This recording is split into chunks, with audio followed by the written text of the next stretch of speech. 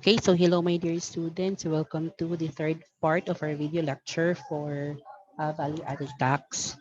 Now, in this video, we shall be focusing on the creditable input taxes, no, and some problems on how to compute for the VAT payable. Okay, so we have here the creditable input taxes. First, we have uh, VAT on local purchase or importation. Of course, if you are a VAT registered taxpayer, of course, you are allowed to um, credit, no, uh, as input tax those um, input tax na incur mo on local purchases or importation. Okay. We also have transitional input taxes and presumptive input tax and standard input tax.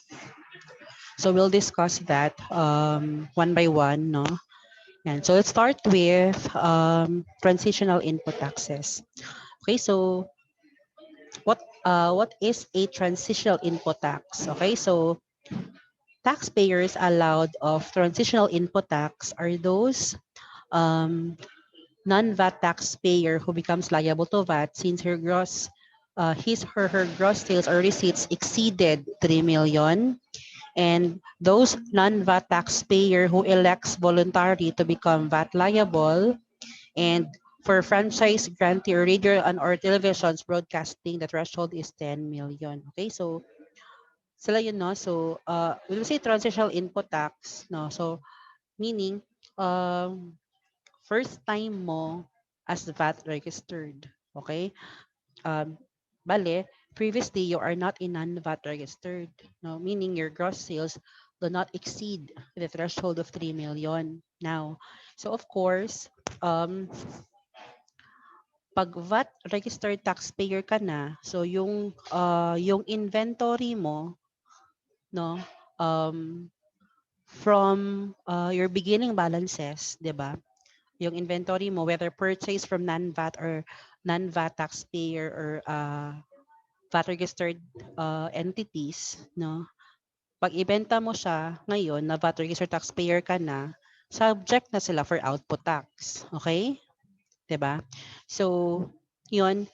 Pero you are entitled to claim, no, input tax for that. That's ang tawag doon, 'di ba, is transitional input taxes. Okay? So, by what amount, no, are we allowed to deduct transitional input tax? So, the amount of transitional input tax is 2% based on the value of the beginning inventory or the actual VAT paid, whichever is higher. Okay? So, the value of the beginning inventory is used as the basis for the computation of 2% shall be the value also allowed for income tax purposes. Okay, so take note, it's 2% of the value of beginning inventory. Okay, so beginning inventory, whether purchased from non-VAT registered uh, entity or VAT registered entity, for as long as it's basta 2% or the actual VAT paid, no? So ito lang ata ang deduction na whichever is higher. Kasi normally, di ba, deductions are whichever is lower. Okay? So let's have here as an example, a taxpayer registered under the VAT system on January 1, 2018, no? His records during the month show. So we have value of inventory as of December 31, 2017, purchased from VAT registered person, 112,000, and VAT paid on inventory as of December 31, 2017, 12,000. Okay, so take note that dati VAT non-VAT ka. So, 'di ba pag yung value ng inventory mo includes the VAT. Kasi pag VAT registered, kina-separate mo man, your inventory excludes the VAT. Kasi kina-separate mo, 'di ba? Kasi ang entry mo dyan, debit purchases 100,000, input tax 12,000, credit cash for or accounts payable for 112,000. Pero pag non-VAT ka, di ka man pwede mag-record ng input, 'di ba? So, ang entry mo dyan, debit inventory for 112,000, credit cash or accounts payable for 112,000. So, ang value ng inventory mo includes the VAT. Okay? You also have value of inventory as of December 31, 2017, purchased from non-VAT registered person. 518,000. Okay. You also have sales net of VAT 281,000, purchases during the month net of VAT 70,000, and purchases during the month of VAT exempt goods 50,000.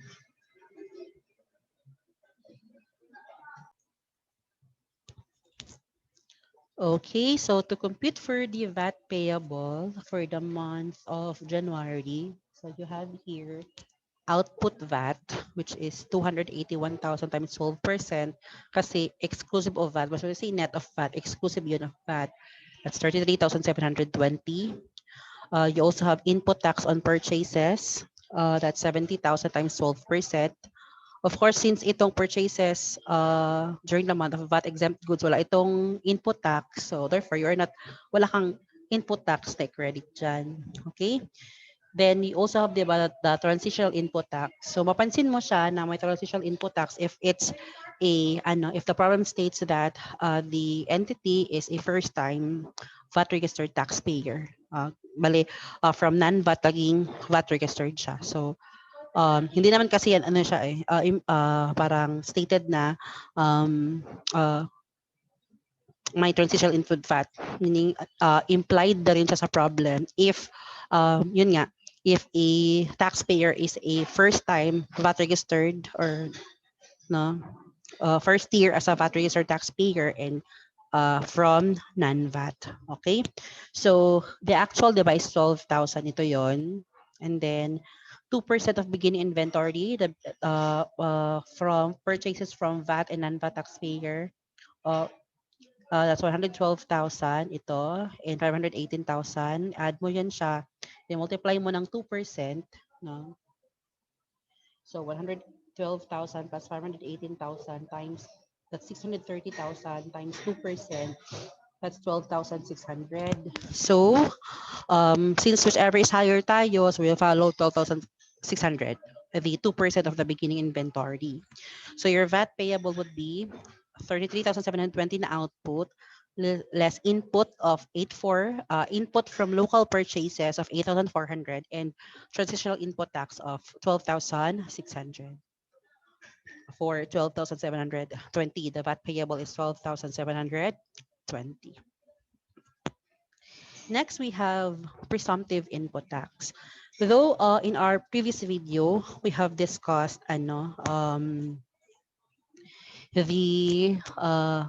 when we discuss advanced VAT on refined sugar, medyo na-discuss na din doon ang presumptive input tax, di ba? So, there are taxpayers who are allowed of presumptive input tax. If you are a processor of sardines, mackerel, and milk, manufacturers of refined sugar and cooking oil, and manufacturers of packed noodles, you are allowed presumptive input tax of 4% based on the gross value of primary agriculture products used as input to production. So take note that yung allowed lang na presumptive input tax is 4% of the primary agricultural products na used as input into production. So say for example, you are a manufacturer of refined sugar. So sugar cane yun, di ba? If you are cooking oil, so coconut, no?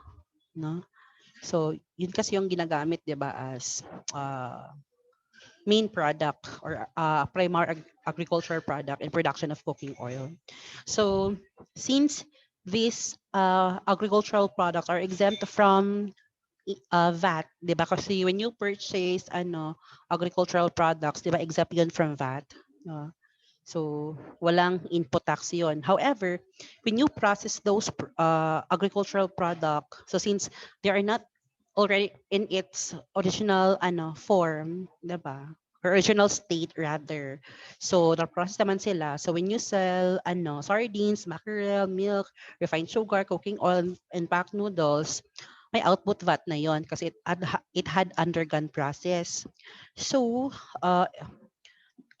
may output pero walang input, so you are allowed a presumptive input tax of 4% of yun nga, the gross value of the primary agricultural product used as input to production. Yun. So input to production other than primary agricultural product shall not be allowed to 4% presumptive input tax. So ang allowed lang is in. Pero if may input to production na subject to VAT, you're allowed to claim the input tax, the 12% input tax for that. So we have here an illustration. So we have Mantika Corporation, a VAT-registered corporation, is a producer of cooking oil from coconut and corn. So it had the following data for the month of January 2018. Sales, gross of VAT. We say gross of VAT, inclusive yon, 784,000. Corn and coconut, December 31, 2018, 50,000. Purchases of corn and coconut, coconut in 2018, 330,000. Corn and coconut, January 1, 2018, 20,000. And purchases from VAT suppliers, VAT included, okay. Packaging materials, supplies, 56,000 and 16,800. VAT included, so inclusive of VAT siya. So to compute for the VAT payable, so you have output VAT, 784,000 times 3 over 28 or 12 over 112 kasi VAT inclusive, di ba? So that would be 784,000 times 12 over 112, 84,000.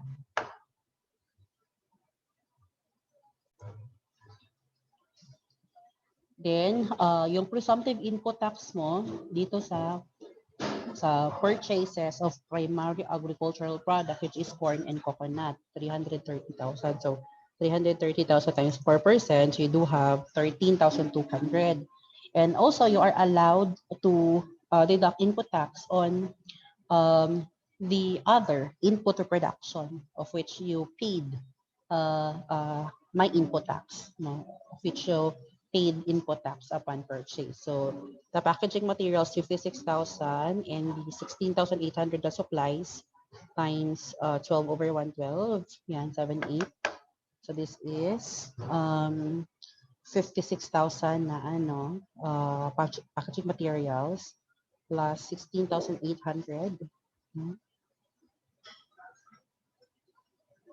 times 12 over 112 or 3 over 28. Same thing. Your VAT payable is 63,000. So again, that's the presumptive input tax. So yun, 4% of the purchases of primary agricultural product. Okay.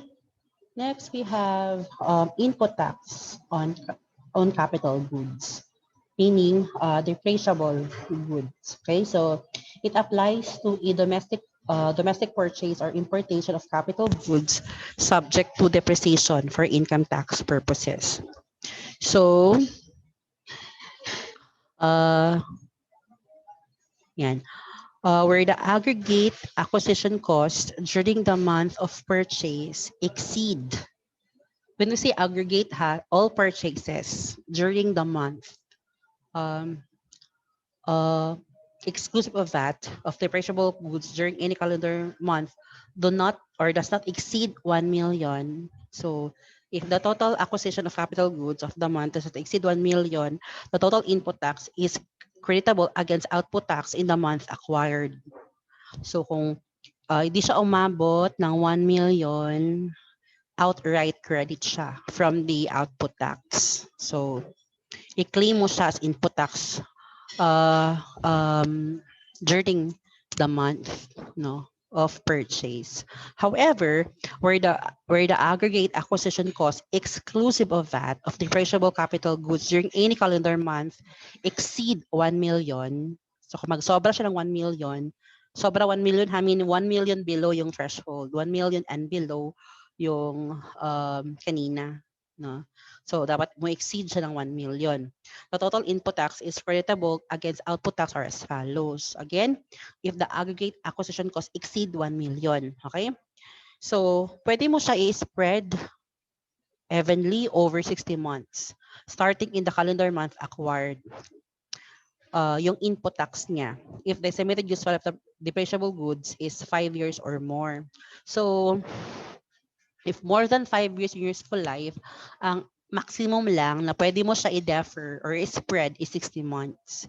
So, if if lower than if lower than 5 years yung useful life ng depreciable goods, no, or yung capital goods, spread mo siya over its life. Meaning to say, ang pag-spread mo ng capital goods is whichever is lower between the useful life 5 years or useful life.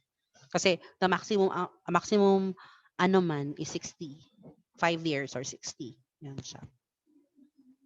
So, if the depreciable capital good is sold or transferred within of 5 years or prior to the exhaustion of the amortizable input tax thereon, the entire unamortized input tax on the capital goods sold or transferred can be claimed as input tax credit, no, in the month quarter when the sale or transfer was made. So let's have here as an example, no, VAT-registered taxpayer made the following acquisition of capital goods from VAT-registered supplier net of VAT during 2017. So we have here on January 1, he purchased 1 million. Acquisition cost, his full life is 10 years. January 15, the cost is 500,000. Useful life is 2 years. For March 2, the acquisition cost is 200,000. Life is 6 years. And March 20, the cost is 300,000. The useful life is 2 years. Okay? The requirement is to compute for the VAT payable, creditable input VAT for the month of January, February, March, and April. So for January, diba, the aggregate acquisition cost exceed 1 million. Meaning aggregate, meaning all purchases during the month. So we have 1,500,000. So na-exceed siya ng 1 million. So as a rule, spread mo siya over um, uh, the useful life or 60 months, whichever is lower. So we have on acquisition January 1, its cost is 1 million since it's VAT exclusive. So 1 million times 12%, you do have 120,000 as ito siya. 120,000 since useful life niya is 10 years but the maximum allowed is 60 months. So you're allowed to claim 2,000 lang. For January 15 na purchase, that's 500,000. Since useful life niya is 2 years, in terms of months, 24 months. So the input tax is 60,000. Allowed is 24 months lang kasi lower siya than 5 years. So useful life ang gamitin mo. So divide 24, so you do have 2,500. So total allocated input VAT January is 4,500. For the month of February, since wala mang ding acquisition, same lang siya, no? Since the spread man din yung yung input tax. So same lang siya for the month of February. For the month of March, since may acquisition ka, pero yung acquisition mo for the entire month, wala siya nag-exceed, di siya nag-exceed ng 1 million. So, gawin mo, i-credit mo siya outright. I-claim mo siya during the month. So, the 500,000 times 12%, which is 60,000, i-claim mo siya for the month of March alone. So, the total input VAT for March is 64,500. And for the month of April, so still, ang i-claim mo is 4,500. Kasi, na-claim mo na lahat yung sa March, diba, na 60,000. So, 4,500 na lang. Then, wala man ding acquisition sa April. Okay? Okay, so yon, that's the rule on input tax on capital goods. So, we have here naman the standard input tax. So, standard input tax applies on sale of goods or services to the government or any of its political subdivisions, instrumentalities, or agencies, including government-owned or controlled corporations, shall deduct and withhold a final VAT due at a rate of 5% of the gross payment. Okay? So, kumbaga, pag mag-purchase, if you sold goods, no, or services to the government, ang standard input tax na pwede mo i-claim is only 7%, no? Then dapat mag-withhold ka ng 5%, no? Yun siya. So the input tax attributable to VAT on the sale to government is not purchasable against output tax on sales to non-government entities. The 5% final withholding tax VAT shall represent the net VAT payable to the seller. Okay? Yun siya.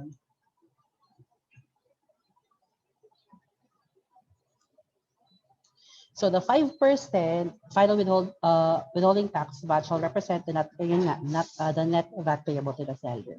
The remaining 7% effectively accounts for the standard input VAT for sale of goods or services to the government or any of its political subdivisions, instrumentalities, or agencies, including GOCCs, in lieu of the actual input VAT directly attributable to or ratably apportioned to such sales. No? So, meaning to say, regardless of the actual input VAT, no, you are allowed to claim lang standard na 7%, no, from the sales exclusive of that, 7% lang. Should the actual input VAT attributable to sale to government exceed 7% of gross payments, the excess may form part of the seller's expense or cost. So meaning, if the actual is greater than the standard input VAT, so di mo man yun pwede i-claim, so ma-expense na siya. However, if the actual input VAT attributable to sale to government is less than 7% of the gross payment, the difference must be close to expense or cost. Ano ito?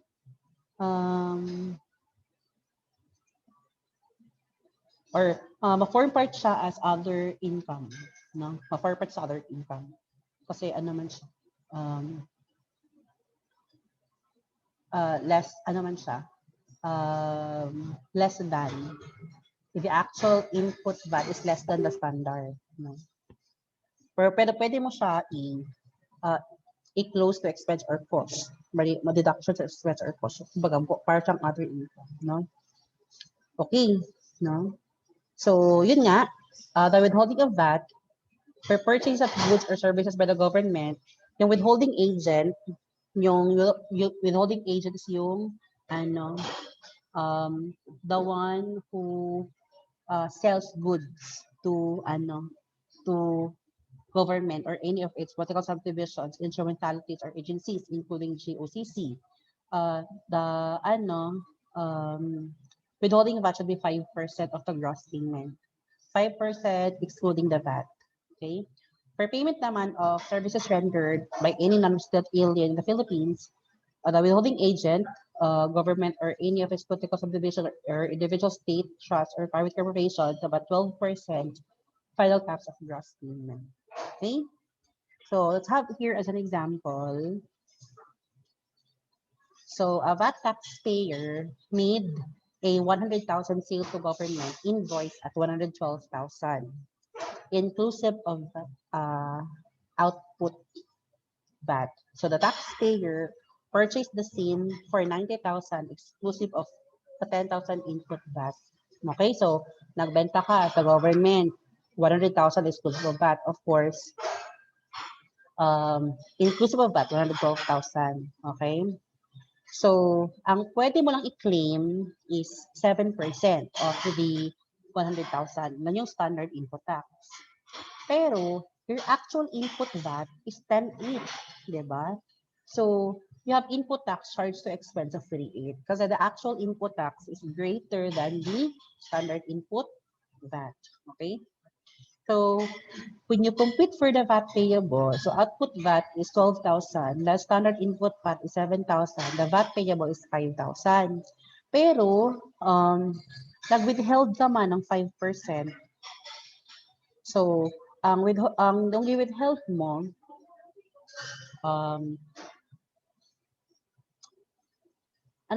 equal to 5%, diba, of the of the sales exclusive of VAT. So therefore, yung 12% na i-impose mo, 7% doon, input tax standard, 5% nag-withheld, so wala ka ng VAT payoff. Okay, yan. So next in line, we have VAT-registered person with VAT and non-VAT transactions. So again, or ito yung mixed transactions, no? Kasi pwede na i-VAT registered taxpayer, pwede siya magbenta vatable sales. So may output tax at 12%. Pwede din vatable sales pero zero rated. So walang output, no? Pwede din magbenta ka to government, 'di ba? Pero may standard input VAT yield at 7%. Pwede din magbenta ka VAT exempt sale. Okay? Kasi pag VAT exempt sale, you are not allowed to claim. Okay, to summarize that one, ito. So if you sell goods na vatable, no, pwede mo i-claim ang input tax related to that purchase. No? Next, second one, if you sell goods or render services na zero rated, walang output, so yung related input niya, pwede mo ipa-refund or i-claim as tax credit. Okay? Next, if you purchase, if you sell goods to government, may standard input VAT na 7%. Okay? So, yung actual VAT versus standard, ma-charge yun to expense. Okay? Next would be for VAT exempt sales. So, for VAT exempt sales, no, di mo pwede i-claim yung related input tax para ma-charge siya to expense. Di mo ma-claim yung related input tax on that sale. Okay? Yun. However, okay lang siya if yung purchases mo nakasegregate. These are the purchases for the VAT exempt sales. These are the purchases for the zero-rated sales. Purchases ito for the sales to government and purchases to vatable sales. Okay? Kasi, ma-identify mo. Pero, pag mix siya, naka-mix yung purchases, you cannot identify saan dito yung purchases para kay vatable sales, ganon. You need to apportion, no? The input tax on those mixed transactions. Okay? All the input taxes that can be directly attributable to transactions subject to VAT may be treated as creditable input tax. Okay? Input tax that can be directly attributable to VAT or VAT exempt transactions shall be prorated based on sales volume, and only the rateable portion pertaining to transactions subject to VAT may be treated as creditable input tax. Okay? So, pag portion mo, so creditable input tax is equal to VAT sales exclusive of VAT, then total sales, no? Times the input tax. Parang i-prorate mo lang siya. Okay?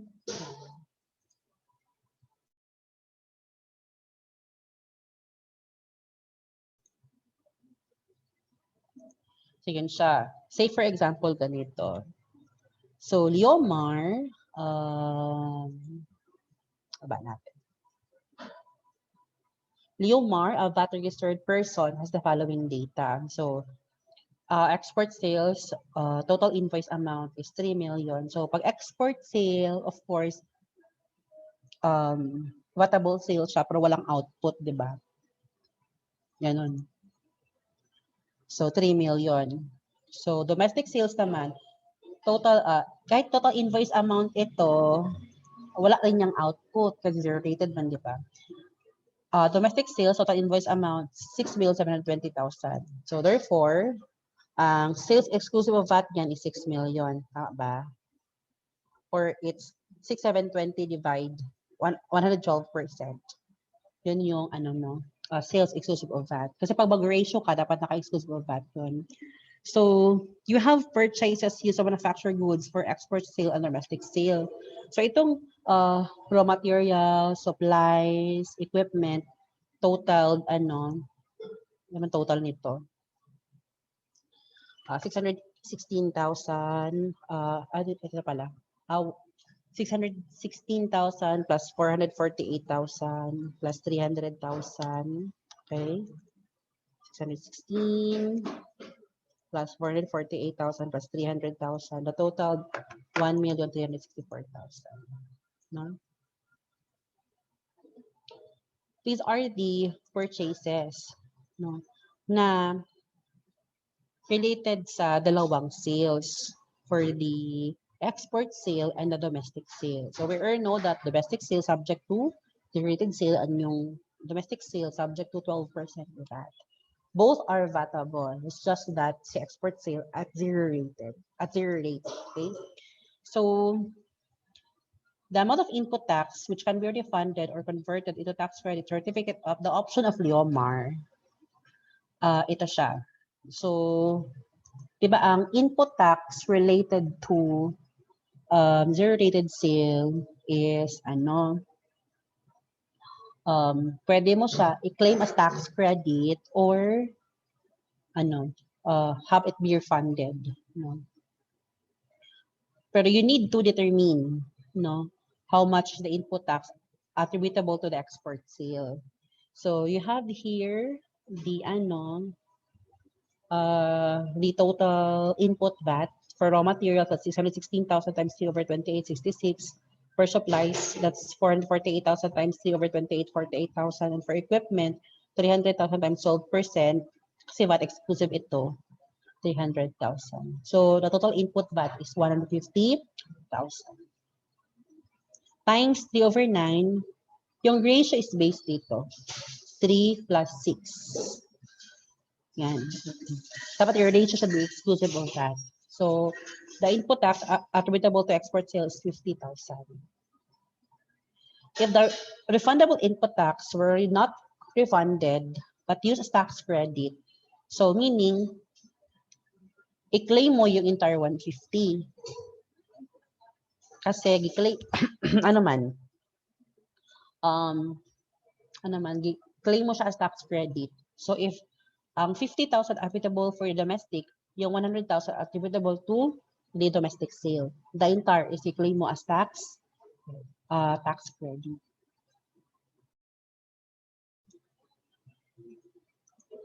Yun, so the output VAT is 720. This is actually 6 million times 12%. Or 6,720 less 6 million, 6,720. Total input VAT na 150, sir. VAT payable is 570,000.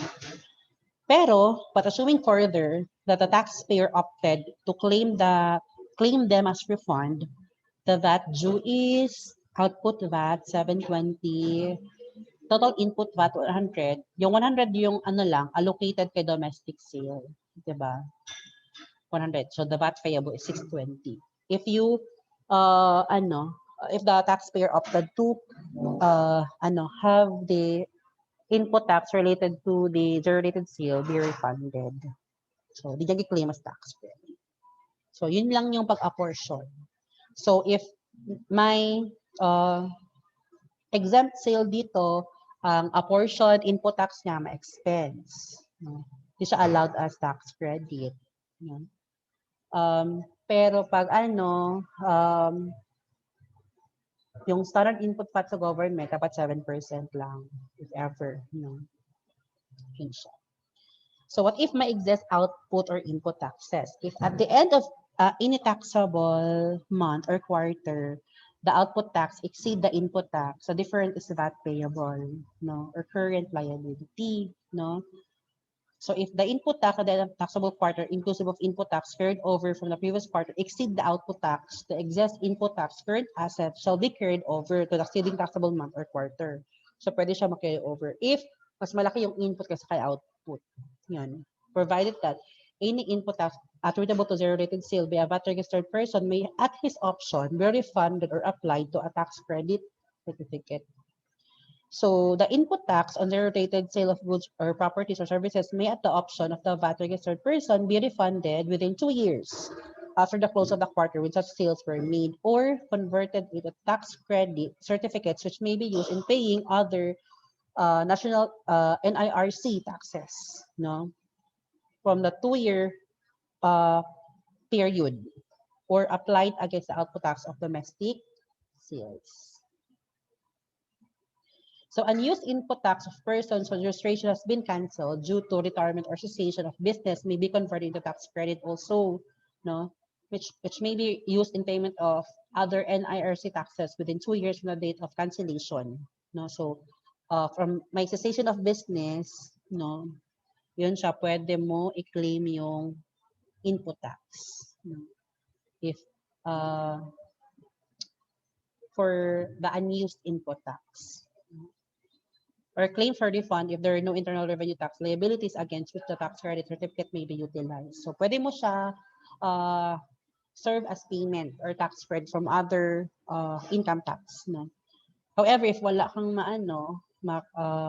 magamitan, no, have it be refunded na lang. Period within which to refund or tax credit shall be granted within 120 days from the date of submission of complete documents. If the commissioner fully or partially denies the application of VAT refund or issuance of tax credit certificate or TCC ang tawag doon, tax credit certificate, on the expiration of 120-day period, the taxpayer may appeal to the Court of Tax Appeal within 30 days from the receipt of the denial. Otherwise, the decision will be final. So the manner of giving refunds. So the refund shall be made upon warrants drawn by the Commissioner of Internal Revenue or his authorized representative without the necessity of being countersigned by the COA. Sure. Okay? So yun siya. So we still have VAT interpretation for the next video. So thank you everyone.